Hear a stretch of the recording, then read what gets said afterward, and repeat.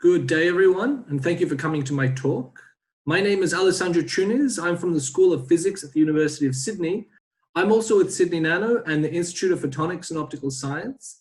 This is work that was done at the Leibniz Institute of Photonic Technology and the group of Professor Marcus Schmidt. The title of my talk is Crossing the Exceptional Point in a Fiber Plasmonic Waveguide. And before commencing, I want to sincerely thank the EOSAM organizers for giving me the opportunity to present my work at this meeting. So let me begin by giving some background and motivation. This work combines two fields that are quite popular in a broader sense and that you might be familiar with. The first is topological photonics, which is a very broad umbrella term that can refer to many phenomena. And the one we will be dealing with concerns the topology of complex eigenstates and eigenmodes, which emerge when considering coupled systems with gain and loss. And so by complex here, we are simply referring to the fact that they both have a real and an imaginary part, where the imaginary part accounts for the fact that it's an open system that can undergo dissipation or which is subject to the gain. So if we consider a general coupled system as shown in this schematic, and this can take many forms, then this system can be described by a matrix which possesses eigenvalues that are generally complex. And so it turns out that the complex surface that describes these eigenstates is quite interesting, and the topology of this complex surface can give rise to unusual and somewhat counterintuitive results.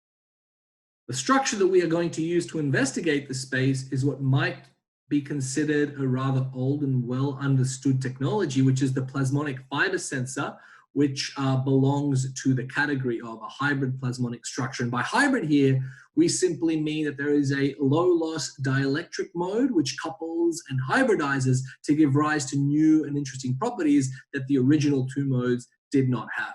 These are generally used for sensing, and there are a number of review papers that discuss this in some detail, and this is just one example. So it is worth reviewing the topology of complex eigenmodes and how it emerges. And the way that it's normally described is via a fine balance between gain and loss. And I'm going to go over this briefly in a simple way that I hope will better understand some of the properties we'll be seeing later.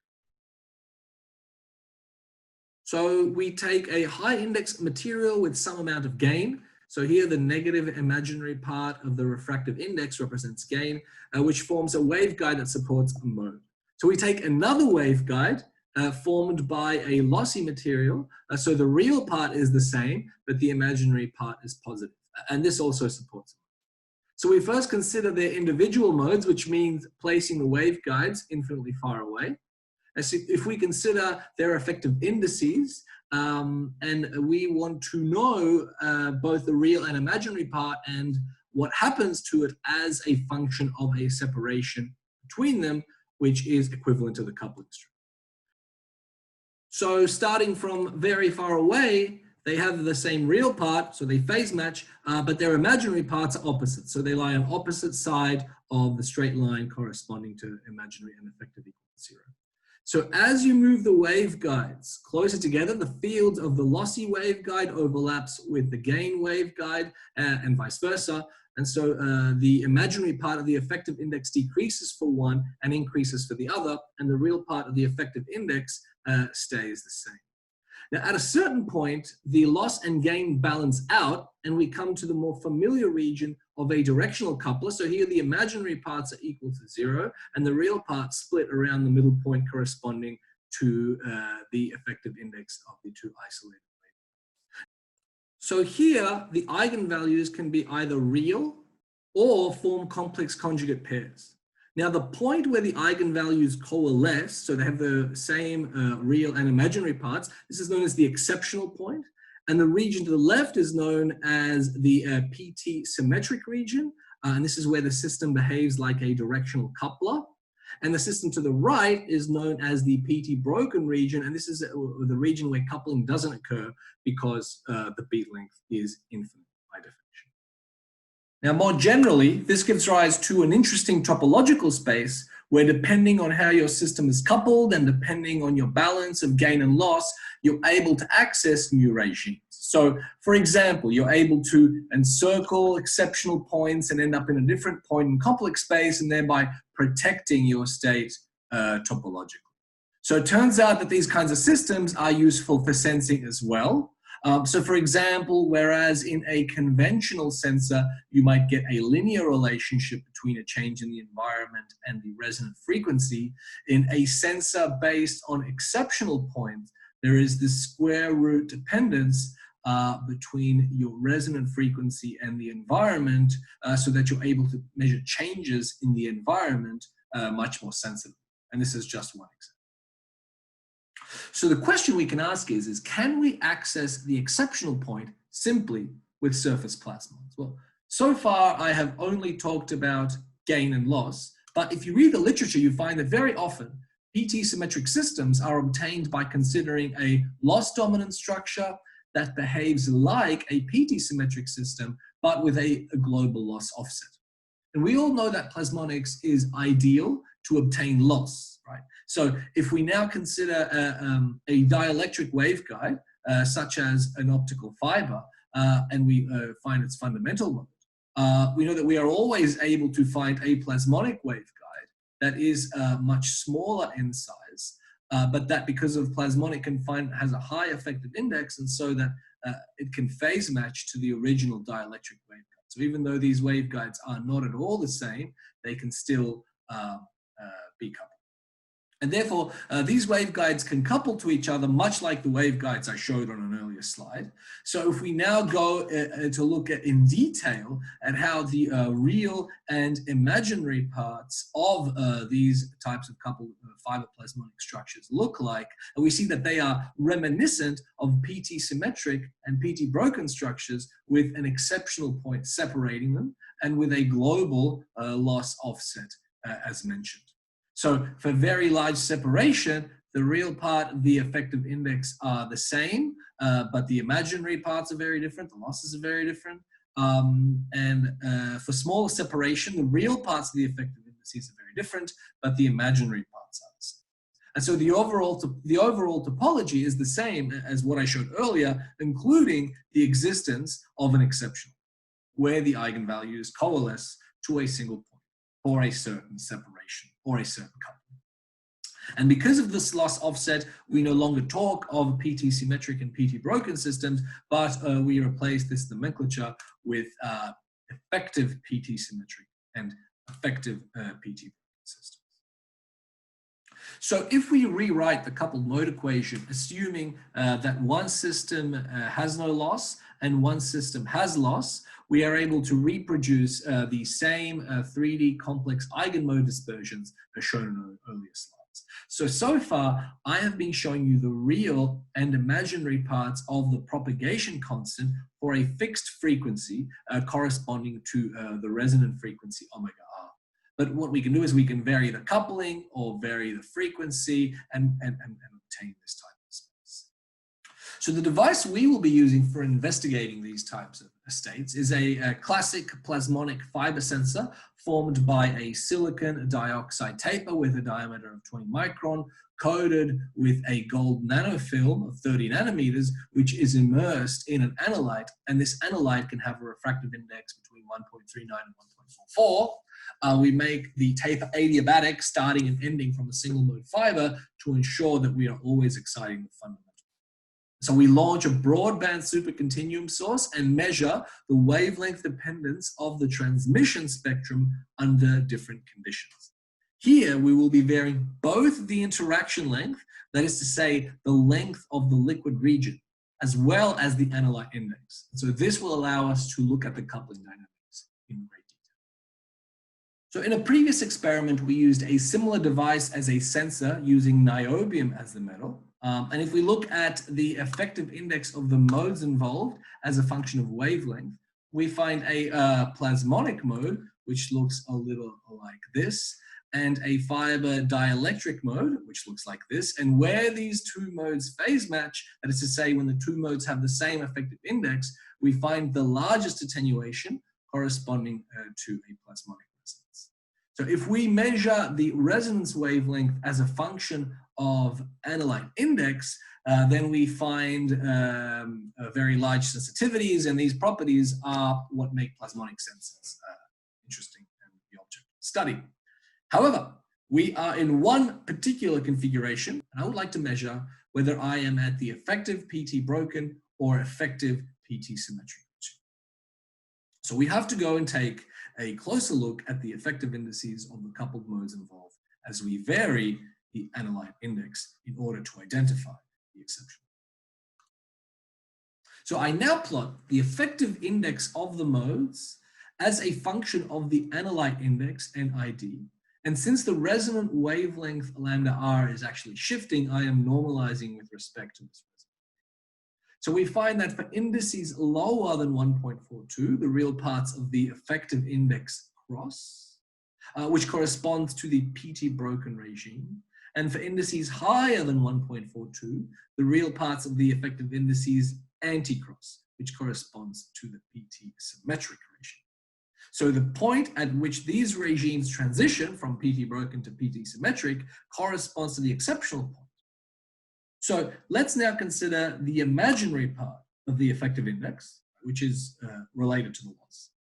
So in the PT broken regime, we find that the maximum loss goes up as you increase the refractive index of the analyte and reaches a maximum at this exceptional point.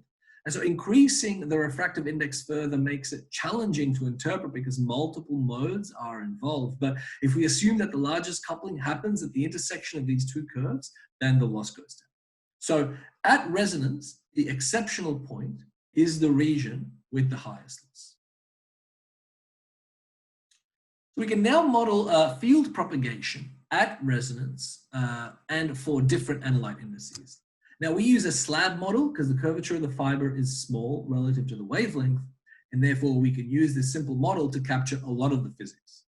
So in the experiment, we are looking at the power in the dielectric core as a function of the length of the analyte. So we can start with a low analyte index and consider the transmission as a function of the device length. We find that one mode is excited and it exponentially decays. So if we increase the analyte index and calculate the propagation as a function of device length, we see this transfer of energy, periodic transfer of energy between the core and the plasmonic film. And this corresponds to directional coupling and therefore an effective PT symmetric regime. Now the oscillations are due to directional coupling and this decay is due to losses. So we therefore have to estimate the overall loss by looking at the envelope of this decay. In between these two analyte indices, we observe a region where the loss is high, as expected, for an exceptional point in this particular system. So we observe no directional coupling because the beat length is infinite. And so we therefore have two signatures that the exceptional point has been crossed by varying the analyte index. One, that we go from non-oscillatory behavior to oscillatory behavior from PT broken to PT symmetric. And two, that in between these two regimes, we have a system that has the highest overall loss at the exception.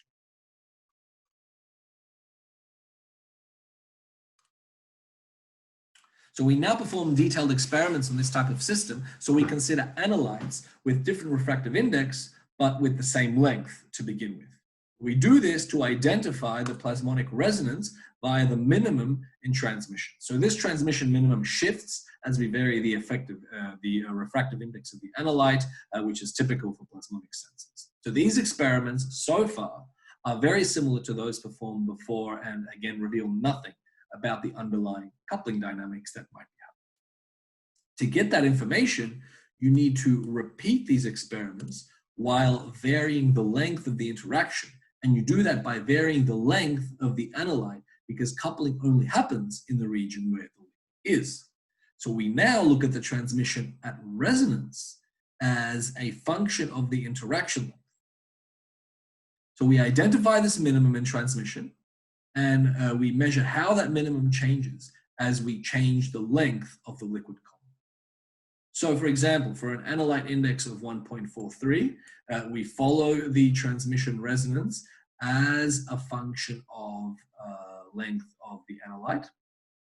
And we find exponential decay with no oscillations, corresponding to a PT broken regime type signature and a loss of 3 dB per. So if we now consider a higher analyte refractive index, and again follow the resonant transmission dip as a function of the analyte length, we find something quite remarkable.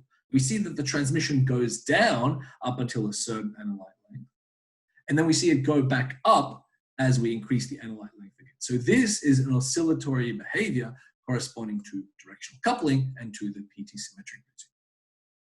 So the oscillation also exponentially decays, and from the envelope we can estimate a loss of about 5 dB. But for an analyte index that is only slightly smaller, we find exponential decay with the highest loss and no oscillatory behavior, which tells us that by varying the refractive index, we have gone from an effective PT broken to an effective PT symmetric regime via this exceptional.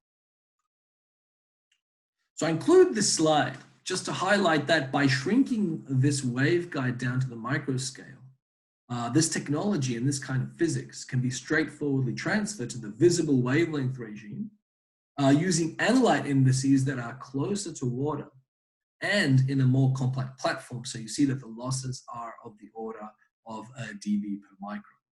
So this might be interesting for the types of experiments that are performed in an aqueous environment. And you can see clearly how very sensitive the passage between PT broken and PT symmetric is here. So there's certainly further scope for investigating these types of platforms in this context. I just wanted to point out that this is just one example of a structure which displays this type of exceptional point physics. This is a review paper which came out last year that discusses many different systems where this can be observed. And so we belong to this category, coupled optical waveguides, and I guess we're in a subcategory, coupled plasmonic optical waveguides. It is the first time to my knowledge that propagating plasmonic modes are used to address exceptional points experimentally and in this externally tunable fashion that allows you to lock into either the exceptional points or its vicinity.